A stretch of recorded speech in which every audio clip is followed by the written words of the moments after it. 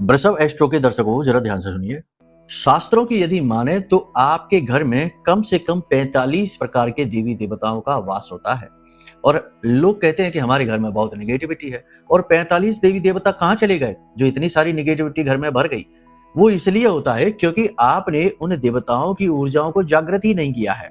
अब सबको एक एक करके जागृत करने की जरूरत नहीं है, बस कुछ चीजें हैं जिन्हें आप स्थापित कर दीजिए।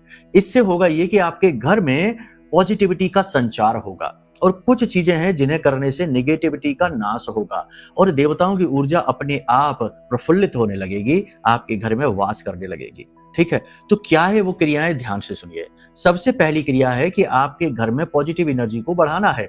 इसके लिए आपको अपने घर में प्रतिदिन प्रतिदिन नहीं तो कम से कम 2 या 3 दिन सप्ताह में धूनी जरूर देनी चाहिए। क्या है धूनी देना? जब रात्रि का समय होता है, यानी कि संध्या बेला होती है, गोधूली कहते हैं, 6:30 बजे के आसपास शाम को एक गाय के गोबर का उपला लीजिए, उसे जलाकर बिल्कुल लाल कर लीजिए।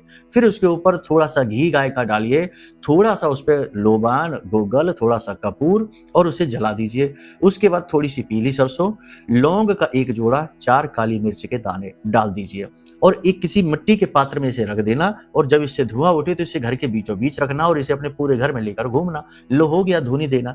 इस तरह धुनी देने से देवताओं की शक्ति तो बढ़ती है, लेकिन नेगेटिव एनर्जी कमजोर होती है और भागती है। ठीक है, इसी प्रकार आप अपने घर में धन लक्ष्मी को आकर्षित करने के लिए 4 चीजें स्थापित कर सकते हैं। जैसे कि आप अपने घर के ईशान कोण में पीतल के किसी बर्तन में चावल भर के रख दीजिए, इससे गज केसरी योग बनेगा, धन का आगमन होगा। इसी प्रकार घर के वायव्य कोण में आप एक कटोरा लीजिए कांच का, उसमें सिक्के भर के और पूरा ऊपर तक जल भर के और रख दीजिए, धन का कटोरा कहते हैं, पैसे का आगमन होगा।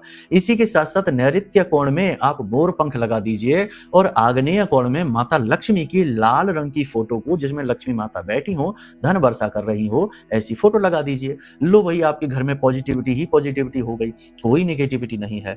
और भी बहुत सारी चीजें हैं, लेकिन एक बात और है, कुंडली भी दिखा लो।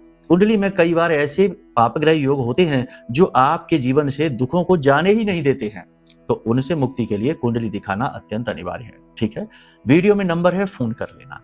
जय माई की।